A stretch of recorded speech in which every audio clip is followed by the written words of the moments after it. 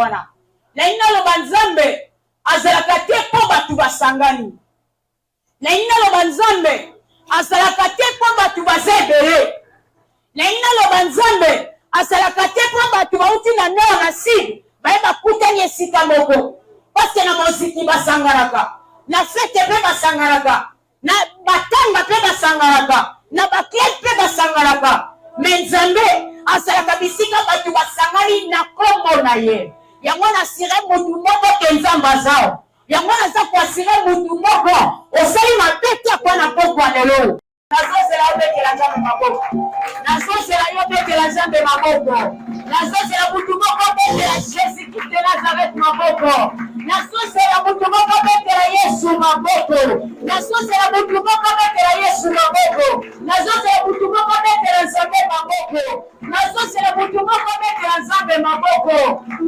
Alléluia. Damazabia. Voilà la position qu'on a côté là, s'il vous plaît. Demain qui maman la biso, maman la grâce et Bénézé, azo fumbo la mayanga ni la biso. Nous à côté le manabon de biso.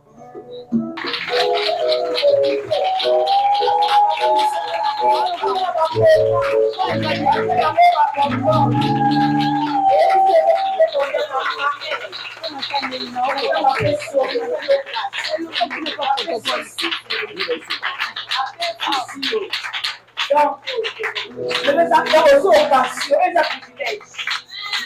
aux privilèges. Aux occasions, Dieu de grâce, Dieu de bonté, tu peux sur merci, mon sang tout d'Israël. Tu peux comprendre la yon, zamo sangisa kabato Seigneur. Quand nous sommes épargnés, na épargne, mais yo sangisi bisombe na lokumu na yo. Soki to sangani na pokwa lelo nzambe zafo na yo.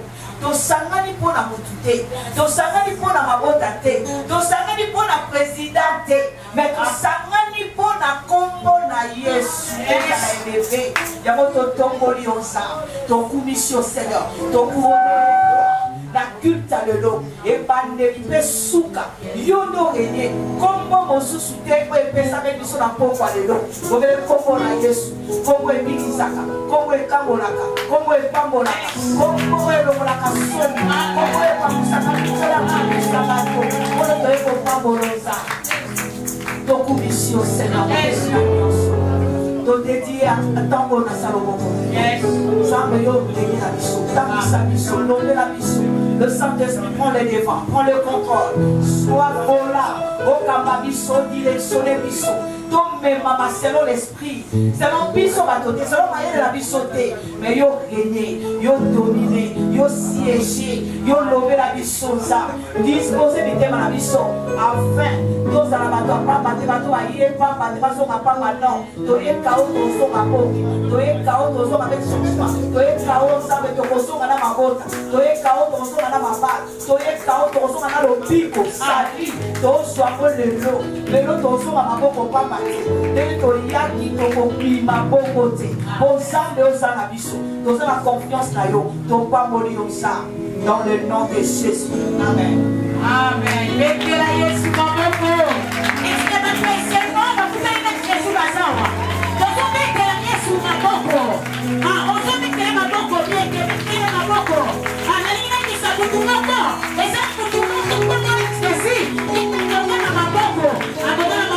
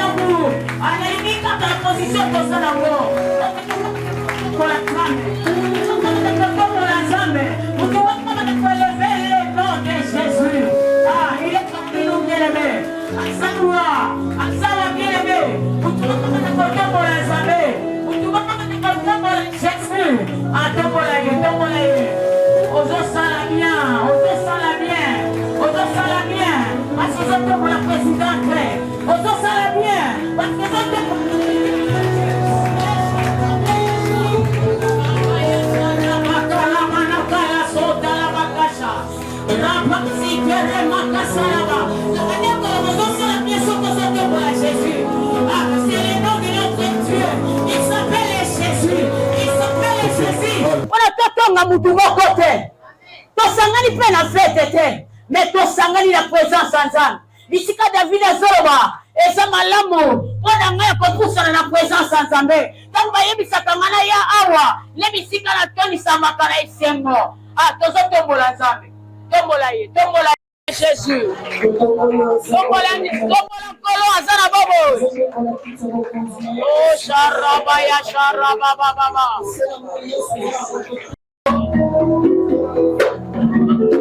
Barangola yokelo mawa. Loba Seigneur mawana likolo nanga. Mawana yo na marche nanga. Mawana yo Jésus. Mawana yo Jésus. Mawana yo Adonai. Alléluia.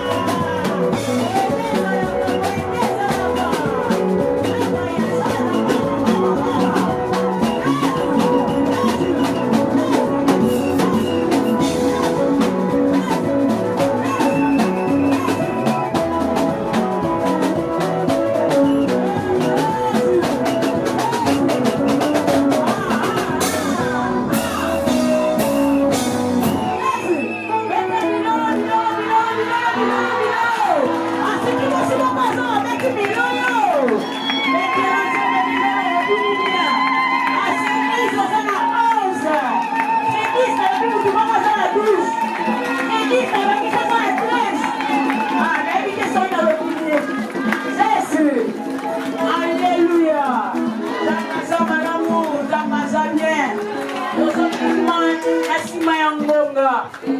Bien-aimé Nzamba za bien tozu bisika na biso Nzamba za malamu. Tika Nzamba pambola yo na kombo ya Jésus. Alléluia. Bien-aimé torite ya bakoral na biso. Koral ya Bethesda. Bazongela Nzambe nzembo moko. Pona lokuma nkolo. Est-ce que bazawa? Est-ce que bazawa? À ceux qui bazawa, bango moko babeteli Nzambe milolo.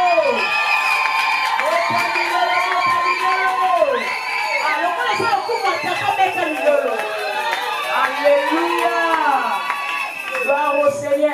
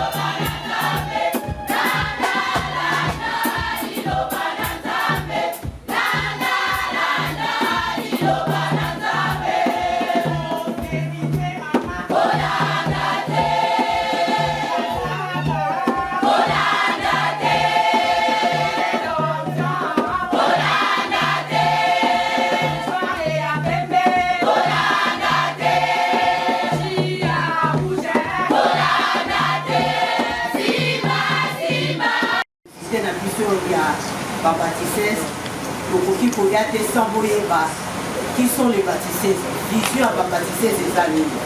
Donc on a présenté une vision à baptiser et la visionnaire de notre groupe de baptisés. Alléluia. Amen. Que la paix de Dieu soit sur vous tous. Amen. Alléluia. Parce que les visions pour la faire transmettre Dieu. Amen. Amen. Alors, fois en 2002 à 2020, pendant le confinement, dû à la pandémie qui sévissait au dehors, comme Habakkuk, une femme a entendu la prière, a entendu dans la prière et le jeûne. Le Saint-Esprit a conduit une femme à voir une œuvre, un mouvement, un appel destiné à bâtir les vies humaines.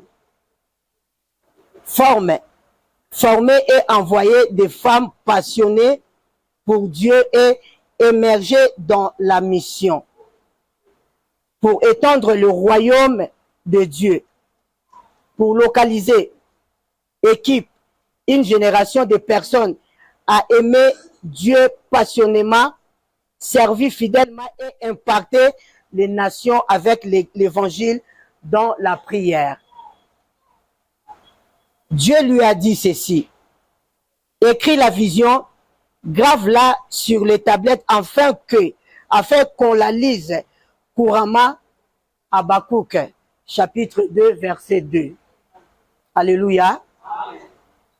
Elle n'est pas née dans l'agitation, mais dans le silence pendant le confinement, alors que les autres se lamentaient. Une femme demeurait dans la présence de Dieu. Cette vision est enracinée dans la parole de Jésus-Christ. Dans Matthieu 28, verset 19, allez, faites de toutes les nations mes disciples. Par la grâce de Dieu, cette vision nommée les femmes baptisées internationales, abrévé FB, à ne pas confondre avec le Fédéral Bureau of Investigation. Ce n'est pas les FBI, mais FB, les femmes baptisées. Alléluia. Par la grâce de Dieu, cette vision nommée les baptisées internationales FB, et ne pas confondre avec la Fédération des bureaux d'investigation. Alléluia. Fonctionnement. Je vais parler du fonctionnement des femmes baptisées. Ce ministère des femmes baptisées internationales FB fonctionne sous deux volets, à savoir, premier volet, en ligne sur les réseaux sociaux, WhatsApp, Facebook et autres, pour atteindre tout le monde. Donc, c'est dans les Facebook et WhatsApp que les baptisés travaillent. Ce n'est pas en présentiel, mais c'est en ligne sur les réseaux sociaux. Deuxième volet, c'est par des rencontres mensuelles. Donc, les femmes baptisées, ils se rencontrent chaque mois, tous les mois, et ils font la réunion pour voir comment faire la vision. Les femmes baptisées, basanganaka tous les mois, pour na kotalisa, quelle est l'évolution, comment fonctionne la vision. L'objectif de la vision des femmes baptisées, c'est bâtir des couples de serviteurs, des églises et sociétés modèles dans la prière et dans la parole de Dieu selon notre vision des Proverbes 14:1. La sage-femme bâtit sa maison.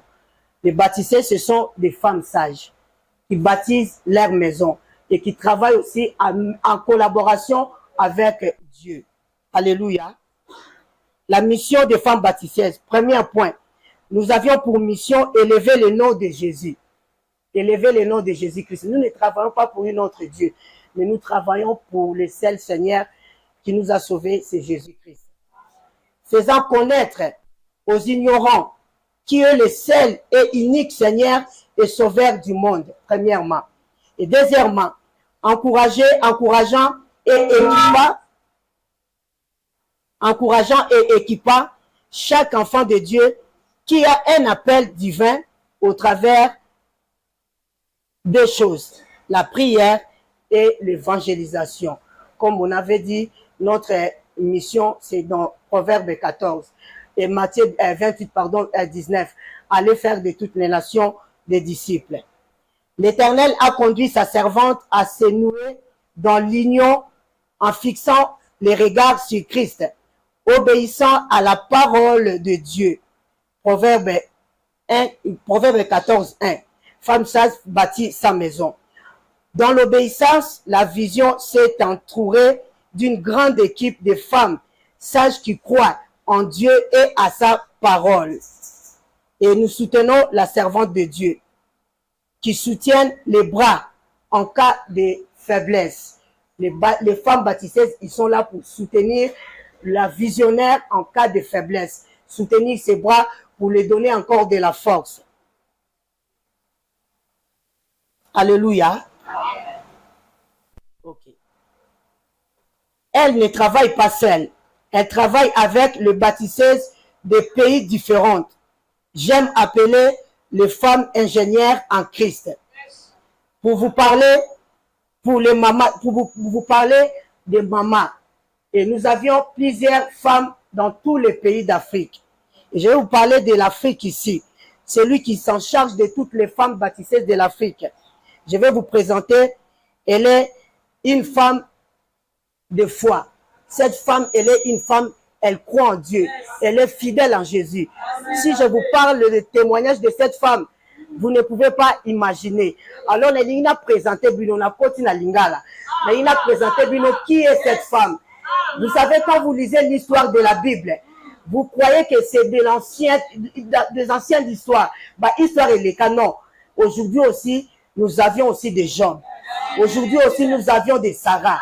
Je vais vous présenter cette femme. Alors, quand cette femme va se lever, quand on va péter le mât,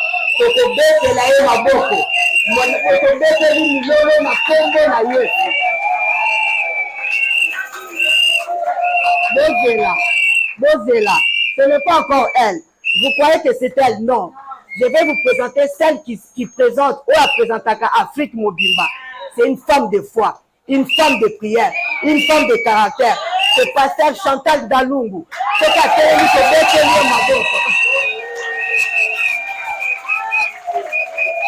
Alléluia. Et c'est pas encore fini. Il manque encore une autre femme. Je ne sais pas si elle est là. Il y a une autre femme de l'Europe qui vient de l'Europe. Celle-là, c'est une femme de prière, une femme de feu. Mais je ne sais pas si elle est encore arrivée. Elle sera commise.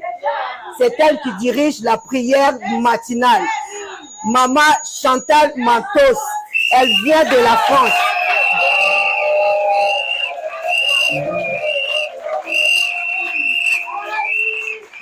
Alléluia. Et c'est pas encore fini, ce n'est pas encore fini. S'il était la représentante de Moussousa Angola, elle aussi c'est une femme de prière, une femme de foi, fidèle en Jésus-Christ. C'est notre maman à Liège. Alléluia. C'est elle qui m'a dit.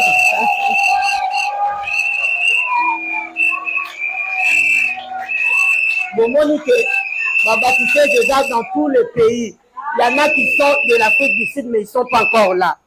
Alors, je vais vous présenter celle qui est devant vous. Oh, Telmi Luboson Labino. Moi-même, le pasteur Mi-José Bakumba. Naza, collaboratrice, la pasteur Ebenezer. La routine la France. Toza mi balé, Touti la France. Ngaïna maman Chantal Matos. Touti France. Alléluia. Ok. Je vais continuer pour terminer. En vous remerciant, je déclare cet événement ouvert au nom de Jésus-Christ. Sous vos applaudissements.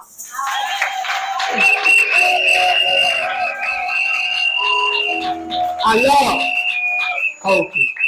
La bosse à niveau, excusez-moi. Tozali sous la pasteur Moko ya Munene. Elle aussi, c'est une femme puissante. Une femme qui sert de Dieu comme une soldate.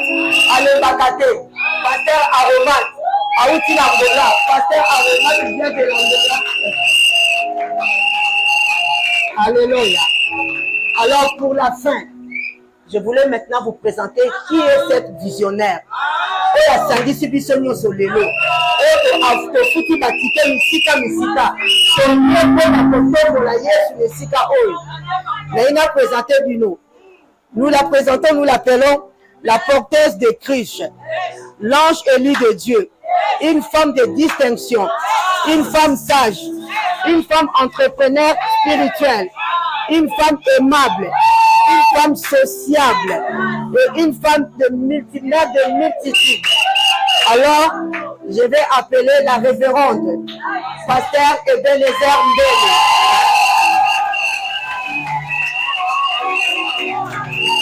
Alléluia. Voilà notre visionnaire de baptême. Je ne passe le micro.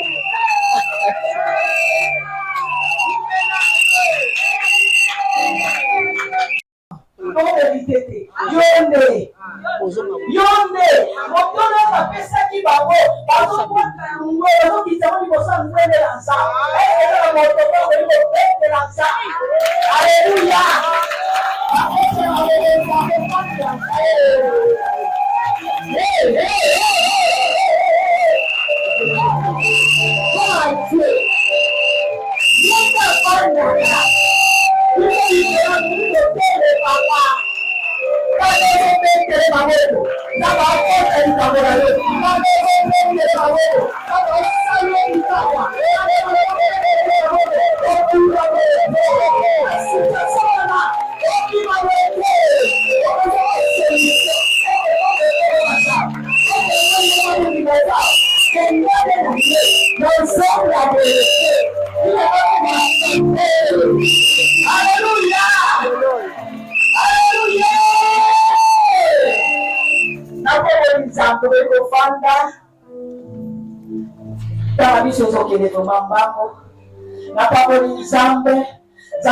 Le maître de temps et des circonstances. Zambe, la deuxième édition, donc on dit bon, ça m'appelle que pour la Kinshasa. Et ça qui la grâce là. Ce qui la grâce n'a pas sokaka. Netinga kutu nana ya ngati. Na kutu mutasuka na vio. Mutasuka penda dai bakanga. Donc ce qui a pour nga mais Zambe alindaki. Zambe alindaki la édition. Oyebika, oyebangwama, oyezala soulagé. Alléluia. La édition est pour yo. Est pour nga. Alléluia. Ça va visiter. Nous avons la femme baptiseuse, nous avons la femme ingénieure, nous avons la maçon, nous avons le tonaka. Amen. La paou, la tembo, le sidaano, biso, totunga la vie là-bas. Nous avons la nation. Responsabilité de la personne en bâté. La personne est pas là, voici. Voici nous t'attendons. Et ça, c'est la vérité. Et ça, responsabilité, il y a ma casse pour ton mandat, pour ton éducation. Pour sauver la vie, papa, on tourne là. Donc, on va jeter. Il y a la responsabilité de la gaillard. Il y a la cinéma, papa, on va. Il y a le budget. Amen.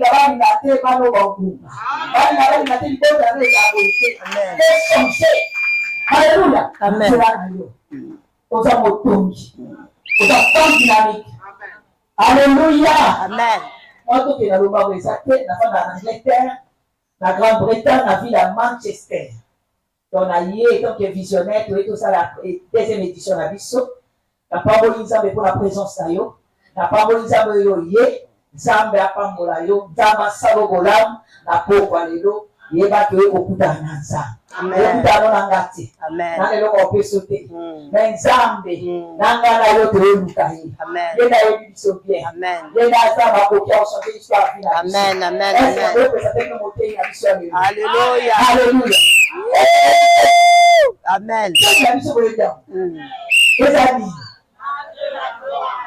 Malgré la loi, malgré du péco, amen. Malgré du péco, nous sera. Amen. Alléluia. Amen. Nous avons voté la mission oratrice à sa jeune fille. Amen. Pourquoi moi? Pourquoi tu as 15 ans. Amen. On a 15 ans. Amen. La parole ya lelo. Alléluia. Asa kana ko sa mauleka. Amen. Amen. Yes. Amen. Ça c'est vrai. Ça c'est vrai.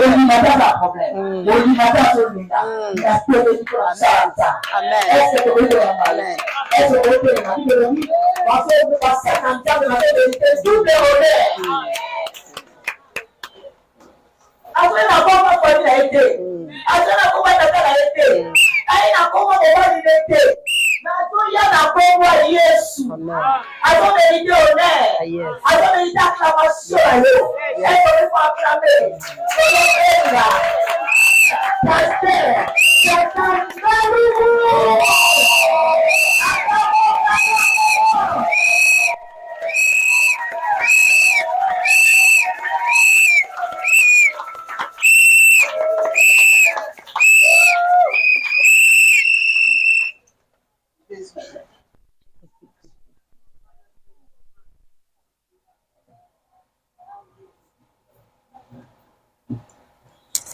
Oh oui. Merci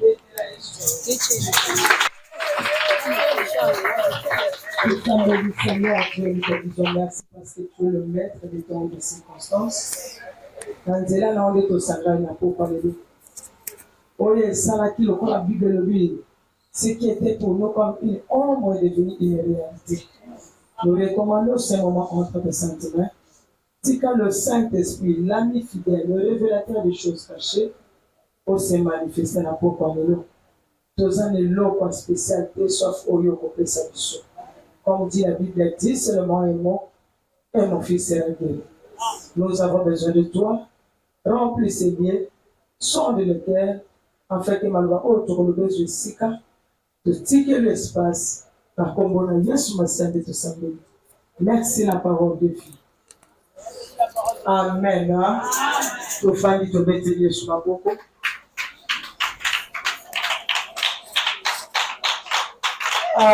Babetela Yesu. Tobete mobutu awanga na biso. Tobete mobutu atika biso amoi ba awanga na biso ba bataki kukuteresha. Mais les sauver dans la bonne impossibilité. Amen. Na pesi nzambe merci. Nzambe ya tama circonstance oya permettre lelo tokuta misika oyo.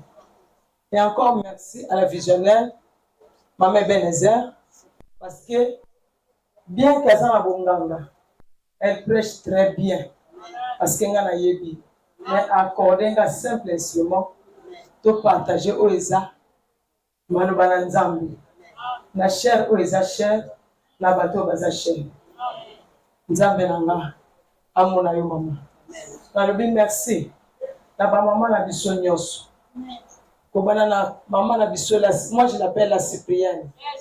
J'aime ce nom, la Cyprienne. Nabandeko ba maman nyonso ba outil étranger. Payez le billet, plus de $1000. Oh, pour soutenir famille, mais tu viens uniquement pour 2 jours. Ça dit beaucoup. Ma baptiseuse nyonso merci. Ma servante, ma pasteur, ma ministre de Dieu Oroyawa merci. Par rapport à l'occupation, la bino bondimi kotika nyonso koya, to partager le loba. Ma chambre nyonso équipe ya président. Gloire, merci mes enfants. La haut nyonso buzusala. Na luli koralo suka. Est-ce que tu peux mettre la police en vie? Elle est dessus qui n'a pas porté un exemple. Et merci la vision nyonso oyo za pokwa lelo. Nzambe tata mona bino. Amen. Bien, grand témoin de partager pendant ces 2 jours. Vous avez dit, Maman Loubi, malgré la loi, j'entrerai. Est-ce qu'on peut se mettre debout dans la lecture? On commence par Esther chapitre 3, verset 2. Et puis, tu recueilles Esther chapitre 4, verset 16. Ceux qui lecteur à jouer. Esther chapitre 3, verset 2. C'est ça le nœud du problème.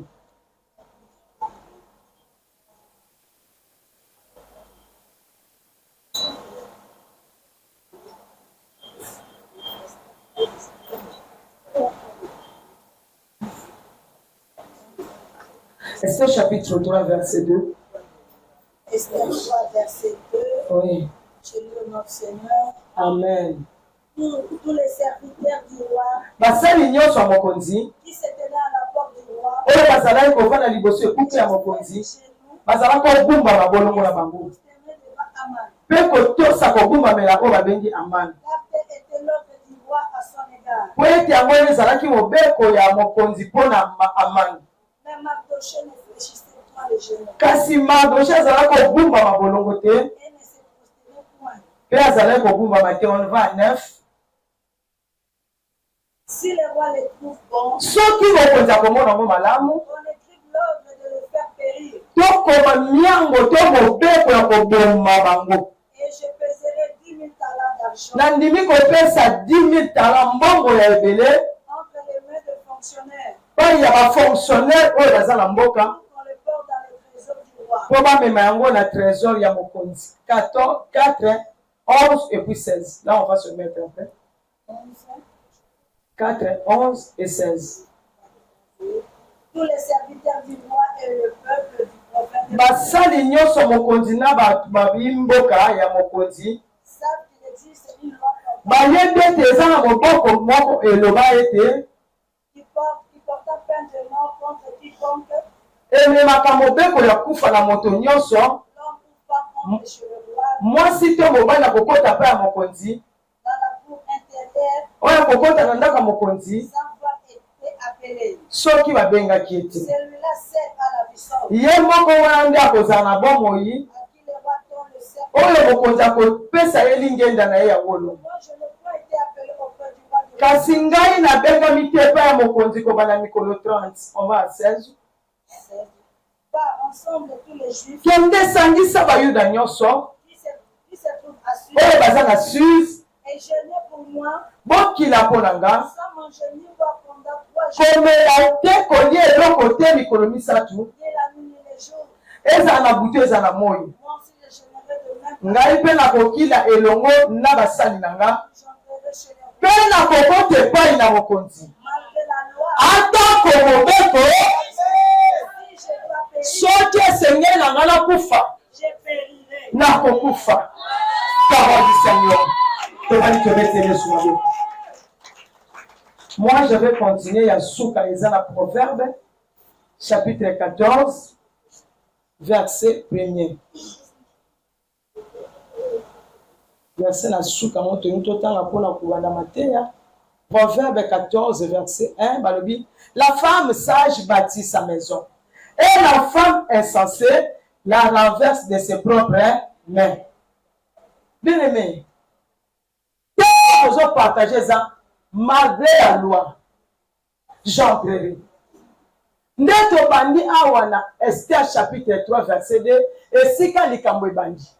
Bible ezolo bana biso ete ezalaki na près kopesa place na reine Esther tango Vasti abebisi bapesi place pa Esther. Esther akomi reine na place à Vasti. Et tango akomi mokonzi azwi amane a placé na sommet. Atie lokola ministre, lokola conseiller spécial na ye.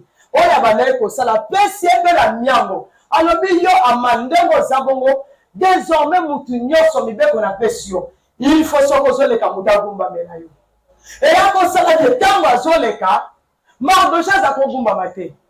Tango bato asongi ba yebisa bi yo zoleka. Et ana mutu moko aza kuna komone Mardochée agumba makati.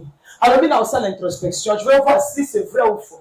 Ailleurs, côté, à la comprendre que Mardochée a gumba marqué. À l'écrit sous des fois, comme on dit Mardochée a gumba marqué. À l'écrit sous, à Monique, Mardochée a gumba marqué. Comme lui, il voulait l'orgueil. À l'idée qu'il a honoré. À la colo yabatu. Il a créé une stratégie. Oye, obimisake mon kondi, à mon aké, il y a Azamalam. Et à mon état de voir le roi Assyrus à l'obisé. Roi. Tu sais, il y a un peuple. La kata mboko baza nombreux. Baza ebele. Bagumba me la konte batosa mobe kwa mboka ti. Sur ce, moi, je propose, si vous êtes d'accord, par votre honneur, par votre carrière, par votre autorité, tombe ma loi moko comme ma peine de mort, non pas seulement la Mardochée. Parce que hier, la kata biba il savait que Mardochée était juif. Et ben juif, pas la pièce. Et ben juif, Baba ta sympathie. Après la habitation de Simi Mardochée moko infraction aux armades. Il faut que dans l'Isanga constat et ça m'a partout que ces gens-là n'aiment pas s'incliner devant le roi. Alors il faut pas bon mabangonios. Parce que la carte na ye problème est là qui y na Mardochée. Aman a compris que il faut la faute ça mon il y a des choses qui se passent lorsque yo ozana nzambe. Moutaningi a salake a détruit yo. Il va passer par celui qui est proche de toi. Après, il va utiliser mutu moko comprendre que mutu seul est utilisé dans la facilité à conjoyer. Il y a encore la race le la bagida. On va passer par Judas parce qu'il aime l'argent. Il était corrompu, le roi était corrompu. Sans pour autant comprendre que moi je suis le roi. L'argent que possède Aman revient. C'est moi qui paye Aman. Mais comment c'est Aman là peut aussi donner l'argent pour les fonctionnaires aussi longtemps que ce problème ne le participe. Il faut étudier les choses. Le roi ne peut jamais, au cas de lui, je te donne à livrer le nabango, namboka, nyoso sala. Le même roi, après Sakai Malouba, Yavasti, il n'a pas raisonné. Comme étant un bon frère, il devait d'abord faire l'introspection. C'est ma femme, elle a commis une erreur. Je vais la pardonner. Prochainement, mais comme hier, à Yoka Kalito Imoko, à Yoka Kamusu te, Mutuna Yero pour la boue ça, Ayamaka Nyoso Bazone la ye. Alors oui, je suis d'accord avec mon laïna libana. Et tant que va saluer l'ouana, et pour ça que Bible sur la biso, Esther roi Aman va saluer lettre va pandi mokili mobimba parce qu'il y a des que c'est intérêt là et un mutu mo aso combattre ye. Maman et un bateau va combattre yo, mais va comprendre que yo ça piste canal de solution. Il faut nous a détruit na ba porte na yo, na pas na yo, pour yo no wana nzambe, on va nzambe wana. Mais moi je te dis que nzambe wa nzambe a créé la solution c'est la solution va manater. À cause ça parce qu'on va c'est lui. On appelle sacerdoce royal. On appelle mise à part. Le Dieu que tu connais là, et puis garde, et puis veille sur nos vies, même si on forme des complots contre toi. Le Dieu, le véritable, l'original, et non la photocopie, ferait de grandes choses au Avocat. Et la gamme va converser à Mibongo, bien que nous signalé, bâtini mikanda partout. Et quand il y a ma boca marde, je m'en recherche ma camoyenne. À la tisaki, abandonné. Alors, il y a cause de solution. Il y a la femme sage, bâtit sa maison. Dans son ingana, quand tu as pensé la Bible, tu vas lire tout le mot, mais la personne, ils sauront de les aller. Et quand on Mardocha comprend que Jésus qui est sentinelle, n'a pas la porte, n'a pas compétence soit la il y a pas le roi, il y a peut-être un solo, mais j'ai une fille que j'ai hébergée. J'ai ma fille sûre de moi, j'ai ma fille spirituelle. Même ça, c'est un cousin, mais elle était sa fille spirituelle. Il était son coach. À comprendre que, moi, on est la coach à Kaye. Azalaka sans valeur. Dans le ministre va poser la place. Il y a un gouverneur va contacter. Alors, j'ai une personne. Comme ta famille a une personne que tu es. Ta famille te regarde pour les solutions de la famille. Et toi, à part, tu es obligé de faire quelque chose pour ta famille. Et Mardoché a compris que j'ai une personne dans la bataille de l'été. Malgré que les femmes, elle est la femme du roi. Derrière moi, Seigneur, sorti. Tel que tu es là, tu es l'épouse de Christ. Tu es la femme du roi. Tu n'es pas n'importe qui. Les hommes deviendront des femmes. Mais nous, les femmes, nous resterons toujours des femmes. Les épouses de Christ, ils vous en laissez parce que Dieu a été comme dans le monde à la moitié. Mais on va changer encore à moitié. Puisque nous sommes épouses, nous avons la vérité, le commandant de la scène, Tina Nicolo. Et quand on voyait à l'objet de Mardoché, Mardoché a fait ça. Oh, il y a Zara qui proche, il y a rien habitant. Quel est votre saye, Mukanda Olu? Awa makabebe. Awa ya zoma na kuleba ama kumsalini ebebi. Awa okilese kufuta ndaba wa biso yusu. Esther, oye baso benga. Femme juive, orpheline, élevée par le fils de l'oncle de son père, Mardoché. Alors bien, amitali. Anger. Yo, Mardoché. Maman, il me soigne mon père. N'a pas eu la belle. N'a pas fait quoi il a dit. N'a mon kili, mon malade, tu t'as bien beau. Papa, que nous sommes les professeurs, il dit que mon tout, on a qu'aucun n'est pas roi. Ce qui doit bien être au sang. Encore. La coufa. La coufa, tiens.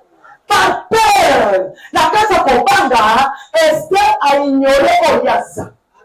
Il y a un appel aux Obanga parce qu'il y a une loi de la famille qui dit que ceux qui n'ont pas envie de Kamboeti Kalambo, aux Obanga parce que mon bas lobby ce qu'on sait là on dit ça yo on peut pas parce que on lobby ni le ba on est tika ko la famille na cherche en quartier non yo za mutu mususu yo za mutu ko ça les rete na makamaba biso tu examines la écriture si ce que tu dis est conforme à la parole je le ferai au cas contraire je ne le ferai pas il y a un Mardochée comprenait que c'est incliné Bible Bélisanga la confou caméra mutu quel que soit toi yo quel que soit niveau là yo quel que soit moment là yo na fou caméra mutu. Je vais te rappeler une chose bizalelwa la kolenga parce que yaya za mbongo belentika respecte-le comme il est aîné. Tu es agité. Yaya biswa. Tiens. Personne n'y mène à vous singeli. Puis Dieu a comme son niveau. Parce que vous avez entendu, vous avez l'or dans l'argent. Il y a dit, c'est mon grand frère est béni. Moi aussi, je serai béni. Mais je n'ai pas, il y a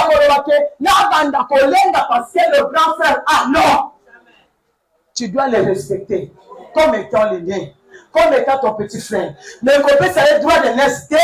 Nenge Zaouna Jacob. Azo pesa Nicolas Madesu. Esther a compris une chose. Que Nazo Banga. Parce que loi est lobby. Elle avait la peur. Azo répondre, la tête à Kobanga. Azo Banga va bimisser la Libana. Il y a facile loi et Salamaki après avant. Koboya. On dit, qu'on utilise une loi. Elle se dit, il y a rien pour tout. Et il a dit à l'élève à Boboya. Mais il a déjà mon cumbé avec le mouton à côté de sa ligne à Okouf, là où il est nazi. On connaît les problèmes qui sont à Kalenga. Il y a des gens qui sont là. C'est Jésus.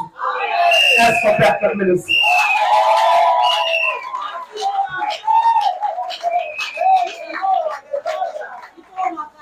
L'on a dit les autres examens, moi, c'est na yo, attends yo. Liban a un problème. Liban a un conflit. Mon père a cherché exalté. Et elle vient de se marier à peine. Le moment que c'est pour maman. Maman, 30 jours. Pour lui demander. Il y a quelques c'est là. On a dit, mon père n'a qui manda. Mon père n'a bima. Mon père n'a pas ma carte sous. Les mots, mon père va faire ça. Ok. C'est pour la table de la famille à l'amour. Maman, mon père a sacré. La vision de l'Église est là. Comment tu peux contredire la parole du Tout-Puissant? Jésus est l'unique qui parle vrai et la vérité. Parce qu'il a ajouté, vous connaissez la vérité et la vérité vous fera.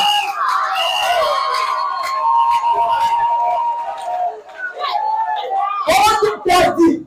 Quelle est la version interdite? C'est pourquoi Jacob a dit qu'on rachète. Loi et l'homme n'a pas pris l'argent. Il savait que moi, non, pas que la balle. Azumba, on a dit, mouillé, mais ailleurs qu'on va la baba. Vous avez la tête. On ne peut pas la chose qui est dans la yéga dans la balle, c'est comme balle. Tant que nous avons fait ça, c'est ça. Tant que nous avons fait un bon là. Et là, il y a des gens. Ça, c'est. Moi, je suis bien de ma mère. Maman, on a des gens qui font. N'a pas qui m'a servi ma casse. Maman, le milieu. On peut vous faire. Là, on n'a pas de vérité. Là, on a posé ma porte. Moi, on a quitté. J'ai compris que ma mère a fait raison. Ce qui n'est pas moi, mais on m'a baptisé. Oh, la mère, ça que Dieu transforme le chemin. Personne ne peut le retourner. Malgré Soya, Jacob a sali. Malgré la l'histoire, l'exode. Les gens m'ont dit comment que l'oba, moto yazana ma collègue Boukana, ma testicule les a brisés. À Koko dans l'assemblée, il y a l'éternalité. Il y a un donc on a mes fibochettes. Il y a un talinga raté. Il y a un autre qui m'embauche. À quoi il y a boucané. Ce qu'on a contre l'assemblée, les êtres humains, lui. Laisse-moi te dire. Les rois des rois et lois. Il y a 60 yo. Il y a le bien David. Bon look, David a dit bon look et la rame tout le monde.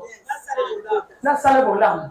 Elle il y a Jonathan. Oh Jésus, l'homme. On va lui l'âme de Jonathan et le maman David. On l'a aux salam. Attends, tu vas marier, elle va nous en femme. On l'a aux salam. Attends, intercaler ça au rapport. On lui on appelle ça la percée. La percée, ça lui nous sommes dans son problème. Attends, on a gauche, on va faire la droite. On va faire la gauche. C'est pourquoi on va faire Joseph. On va le piquer.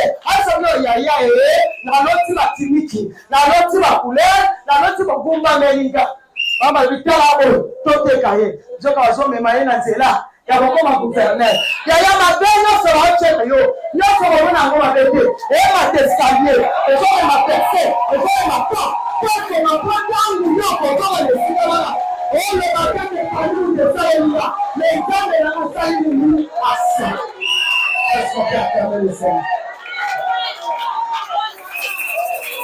société là yo quand tu yo ko ba temo ba na ya tingana on va mettre dans la kabala elle a la ngate yem ta ko lo e mbongo lo bisaka bakabazambe lo bisaka e bisaka bi lobela bakobela terpiche bakodoba amana beti machine ali ke ba olele si c'est baluki neuf mbala moko abi malati ça y est après cette journée fait cela pour Aman. Aman n'était pas allé chez le roi, mais Aman était passé par l'intermédiaire. Il y a Esther. Yo c'est intermédiaire que ça que il va aller bon.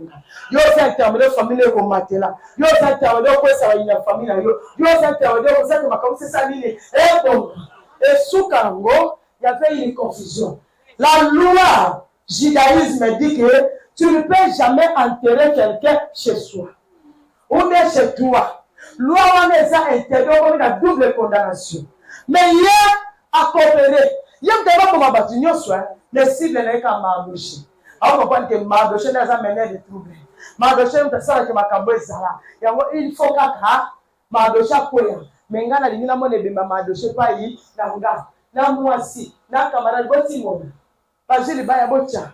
Donc c'est ça Mardoché osani akufia. Aya. Mwana nzambe wa simba kaeti. Oya soluka bibota na ofa kufa. Oya soluka vina ofa kandama. Oya soluka na posta ofa kende. Oya soluka beni sera du fatika. Il faut confuser ça. Parce que vous verrez la différence entre ceux qui me servent et ceux qui ne me servent pas. À préparer baboma Aman Mardoché. Là yemoka yepa roi. Madame, maman, pardon, limbisa, maman, reine Esther, limbisanga, na sali magwele. Yoma kama libose sito ngoni yaso mosinanga. Ta kuzora, ta la confusion se ko taka. Ata lo baba la mamono kama be. Mutu asala kama be so de bibi. Ata lo dia vérité wa mono kama be. E ya tika nzamba confondre mambo. Ba loya okide ko ya nzambe Jessica. Maloba nyoso ba ko msela eko ya. E al finisha Aman yemoko. Loi dit boke ne koboma yi. Oyebi nini? Loi abongisela ki Mardoché esika ba kopandre. Esika zolunga diembi ki sa Mardoché. Abosala que il y a quelqu'un qui était mort sur la croix à cause de Mardoché. Mutu wana de Yesu. Lokola si babaka esine kulusu. Moya ko baka so Mardoché et Satan ko fela nani. Papa ko fela peuple te. Mutu ko fela mutu ka moko. Confuser koti. Yomoko ke na bifu. Papa Andrea Koufi. Laisse-moi te dire, il y a des choses que Dieu fait, même si aujourd'hui, tu ne le vois pas, tu le verras demain. Malgré la loi, j'entrerai. Je suis sûr de moi que malgré la loi, au futur, dans le futur, j'entrerai à présenter. Nous sommes dans nous sommes gênés, nous sommes priés pour préparer l'objet. L'objet la gloire de la seconde maison, c'est la plus grande que celle de la première. Ce que tu vis aujourd'hui, c'est pas ce que tu vivras demain. Proclame la délivrance, proclame la foi, proclame Jésus, et tu feras de grandes choses. Et Esther, en typologie, elle représente l'image de Jésus. Ma bayeba ras na été. Bayeba te azanani jif ni na ni pharisien de mon Esther. À côté, bayeba ras na été. Esther a dit qu'on s'est sacrifié pour le peuple. Yesu père a dit qu'on s'est sacrifié pour la biso. Alors lui, j'accepte, malgré la loi, j'entrerai. Si je vais mourir, je vais mourir. Yesu a dit, Père, envoie-moi. Malgré que je vois ça, la croix, la souffrance, c'est pas mon problème. Mais que ta volonté soit faite. Et je vais dire une chose. Par ta position de maman ministre, femme d'affaires, tiktokeuse, belle de figure ou quoi, ne t'éloignera jamais des lois de ta famille. Kitoko na yo, mango na yo, en français na milai, et kolongo na yo na loi ya famille. La seule chose qui t'éloignera de la famille, c'est la parole de Dieu. Tu dois connaître la parole de Dieu. Tu dois servir l'Éternel. Afin que les lois tombent. Afin que les choses que l'Éternel a préparées puissent se faire voir. Afin que le monde sache que tu es avec Dieu. Mais ce qu'on ça la moitié, nous se repoya. Et on a une aïe d'Isaïo. Et on a un bateau là.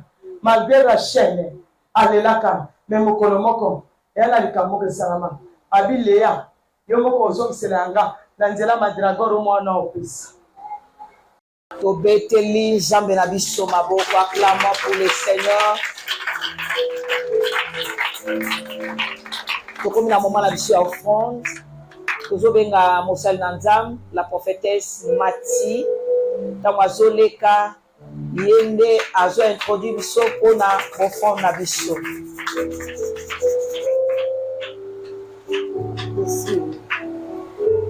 Gloire à Jésus. 15 minutes. Maman, vous avez 15 minutes, maintenant, 5 minutes. D'accord. Est-ce qu'on peut attendre pour la gloire de Dieu? Simbani Est-ce qu'on peut mettre la table de ma boue? Vous avez dans cette église, c'est ça le bon nous payer ma maternité. Il y a une maternité d'abord en ligne, il y a une maternité. Il y a une maternité, il y a pas de maternité. Parce que la maternité, il y a des maternité d'abord. Et là, je suis maternité pour pousser le monde de la Bible, pour passer ça. Ça m'a pas pour la servante de Dieu. Je suis vraiment béni. Oui, si l'enfant doit avoir un bisanga, autocouffer mwana na bi. Ah! Quelle foi! Dieu, basa weba basa wo féliciter. Même atanga na télé boy. Sans humour. Oyo ebisanga mama ti bakundi mwana na lobi lelo ya terrain. Totika ba je. Totika sambla. Na koka te, quelle douleur. Mais monsieur, à ça le Bible lobby, otika. Bato bazolela. Alela. Bakunda na babona. Ça m'a parole. Dieu n'est pas de quitter. Alléluia.